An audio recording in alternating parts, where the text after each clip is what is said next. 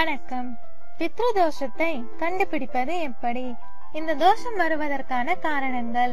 நம் குடும்பத்தில் வாழ்ந்து மறைந்த முன்னோர்களை பித்ருக்கள் என்கிறோம். அவர்களுடைய ஆத்மா சாந்தி அடையாததால் வருகிற தோஷம் பித்ரு தோஷம் எனப்படும். உங்கள் ஜாதகத்தில் சூரியன் அல்லது சந்திரன் ராகு கேதுக்களுடன் எந்த இடத்தில் இருந்தாலும் அது பித்ரு தோஷம் ஆகும்.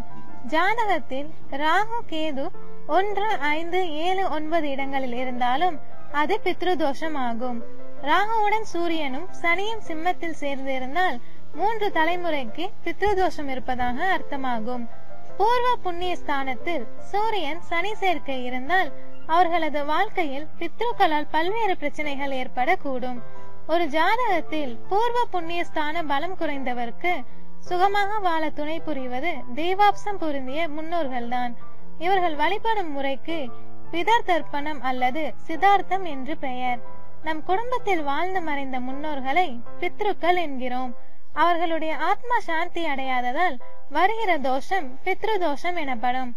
பிறந்த தேதியில், பிறந்த எண்ணில் அல்லது பிறந்த மாத எண்ணில் அல்லது பிறந்த வருட எண்ணில் அல்லது மொத்த கூட்டு எண்ணில் 2, 4, 7, 8 போன்ற எண்களோடு 1 அல்லது 3 அல்லது 9 போன்ற எண்கள் தொடர்பு கொண்டால் அவர்களுக்கு பித்ரு தோஷம் கண்டிப்பாக இருக்கும்.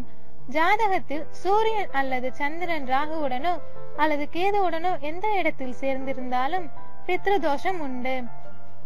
லக்னம், பஞ்சமம், சப்தமம், பாக்கியம் இவ்விடங்களில் ராகு கேதுக்கள் நின்றால் பித்ரு தோஷம் ஏற்படுகிறது.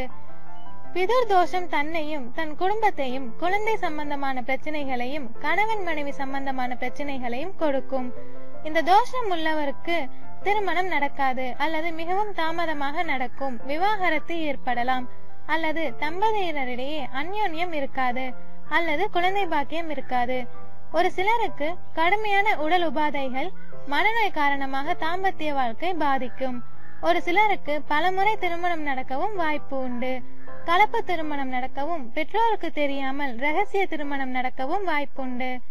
இந்த தோஷம் உள்ள சில தம்பதிகள் ஒருவருக்கொருவர் உண்மையானவர்களாக நடந்து கொள்வதில்லை. இந்த தோஷம் வருவதற்கான காரணங்கள்.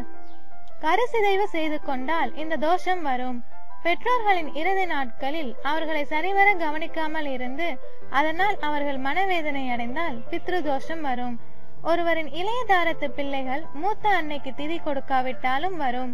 தந்தைக்கு எத்தனை தாரங்கள் இருந்தாலும் அவர்கள் அனைவருக்கும் தவறாமல் திவசம் செய்ய வேண்டும். ஆண் வாரிசு இல்லாத சித்தப்பா, பெரியப்பா, அத்தை, சகோதரர் ஆகியோருக்கு திதி கொடுக்காவிட்டாலும் வரும். துர்மரணம் அடைந்தவர்களுக்கு திதி கொடுப்பதோடு மட்டுமன்றி கயா சென்று கூப சிதார்த்தம் செய்யாவிடில் பித்ரு தோஷம் வரும். இவர்களது குடும்ப ஜோதிட ரீதியில் எவ்வளவு அதிர்ஷ்டமான கிரக நிலைகள் பெற்றிருந்தாலும் அந்த பலனை இவர்கள் அடைய முடியாமல் பித்ருக்களும் பித்ரு தேவதைகளும் தடை செய்கிறார்கள்.